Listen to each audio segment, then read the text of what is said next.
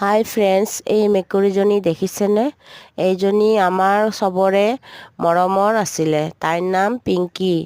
তাইক আমি পিংকি বুলি মাতিলে য'তে নাথাকক তাই দৌৰি আহিছিলে আৰু তাই ঘৰ এৰি কোনো জেগাত নগৈছিলে। আজি এসপ্তাহ হ'ল তাই ঘৰ এৰি গুচি গ'ল নিজে নিজে। আমি ভাবিবও পৰা নাছিলোঁ যে তাই আমাক এৰি গুচি যাব। আজি তাই নাই কাৰণে আমাৰ ইমান বেয়া লাগিছে ঘৰখন। তাই থাকিলে এনেকুৱা লাগে আমাৰ ঘৰত এটা সৰু বাচ্চা আছে।